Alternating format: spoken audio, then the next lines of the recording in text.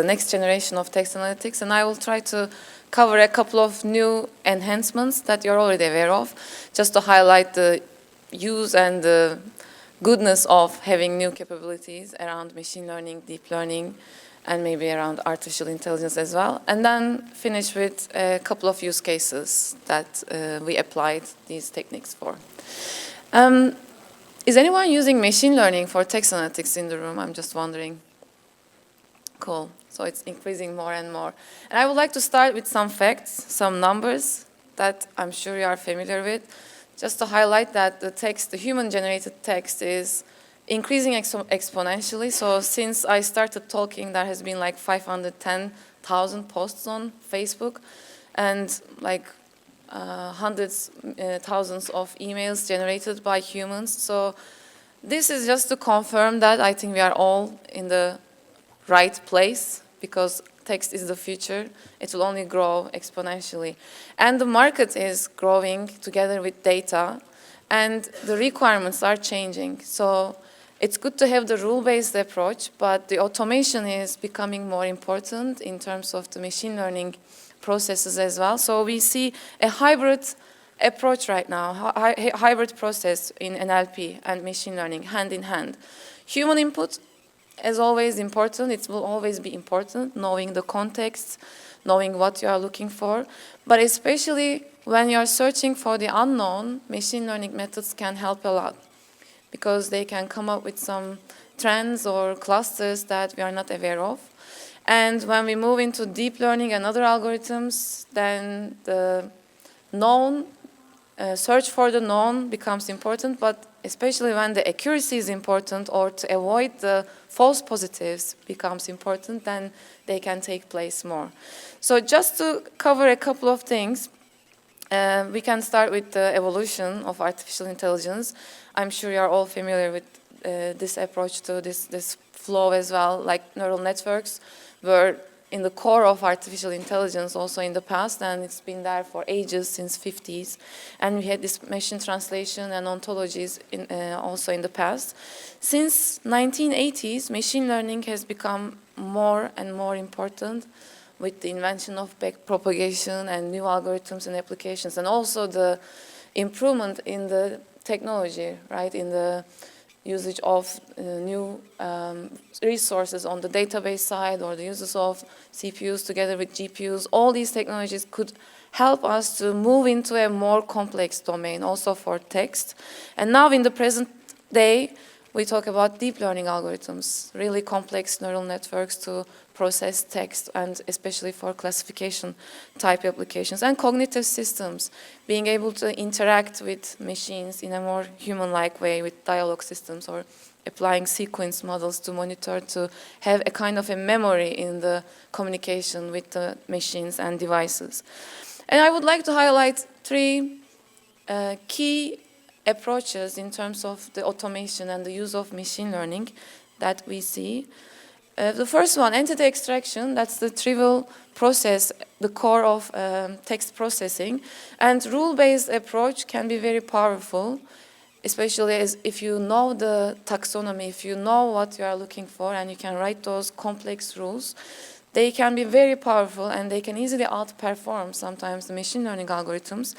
But machine learning can help to automate the process, and can take the load from the shoulders of the business user, or the person that needs to know the context. Because this time you can label your data or classification, you can provide those classifications in advance and tell the machine learning algorithms to go and search for those classifications, rather than telling the system to find specific rules that you would type in manually.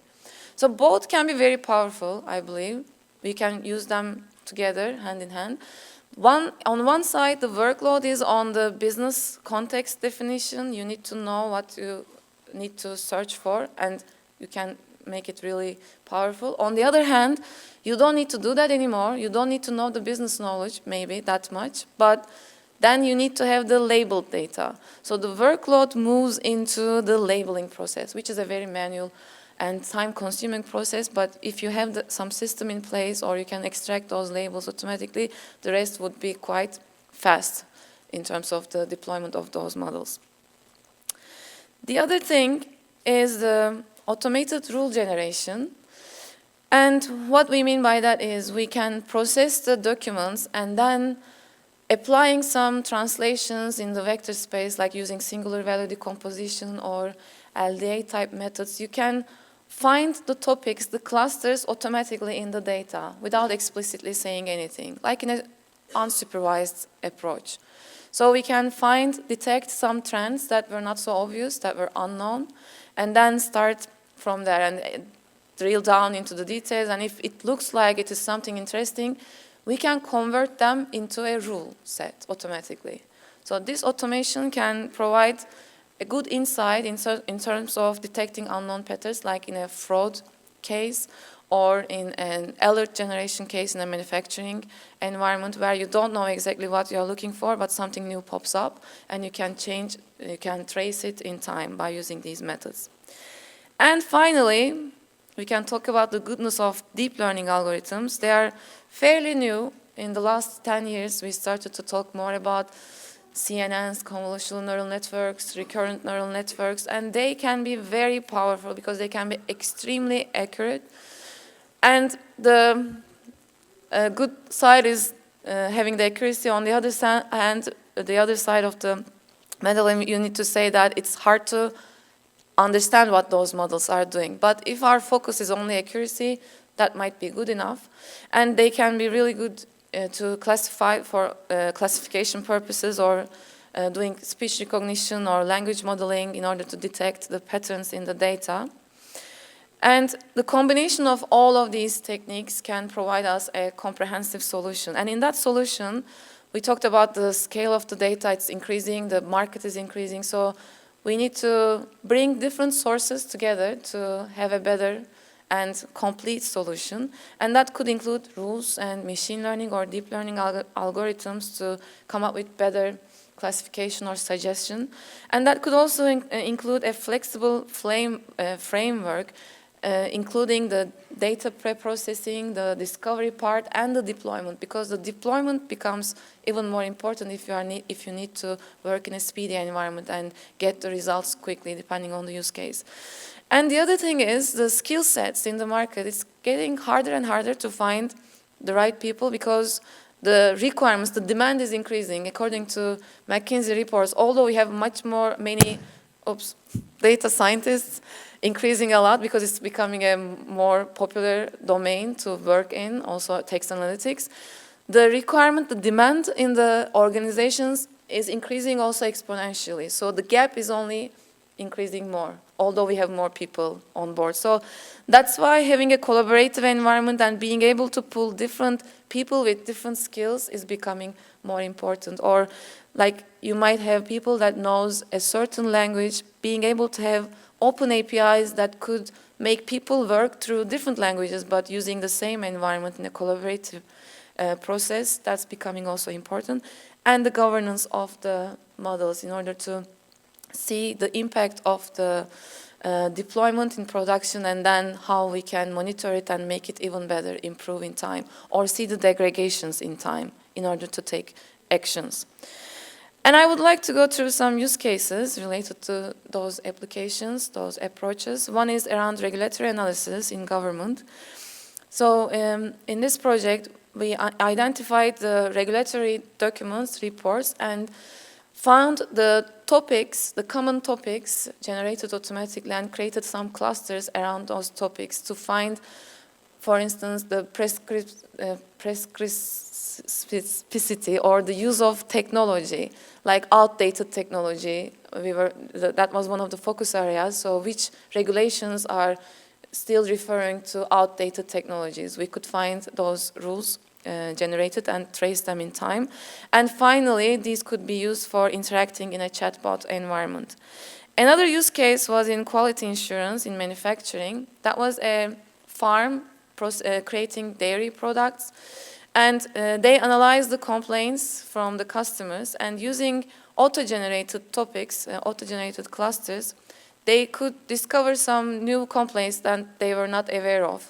People were complaining about a layer on top of the milk, And they noticed that the homogenization unit in the production line was updated by a person for a short period of time. And during that period, some of the bottles of milk were not homogenized enough. And that trend popped up for that certain period about having a layer, the cream, on top of the milk. And they could notice it, although it wasn't flagged in the production line, that could come through the complaints line. And it wasn't in the rules, but the machine learning algorithms could detect it because that was like an outlier in the complaints. And finally, in anti-money laundering process, you can have access to, again, like a fraud-related use case. The automated rules or searching for the unknown becomes more important. And we can talk about many sources here, like wire data or suspicious activity reports that the financial institutions need to type in a certain information for the government. We processed all this data and highlighted some risky relationships using the machine learning algorithms. And when we look at the core, as we all know, it's not only about the data or the technology, but we need to put a process in place which starts with data gathering, the discovery part, and the deployment, and people, not only the technical skills, but the people that knows business side, the context is crucial in the overall process. That was all, and I did it in 14 minutes, not too bad. We have 1 more minute for the questions. Do you know any jokes? You could tell them. I can do it in Turkish. Anyone in Turkish? No. Well, thank you. Thank you.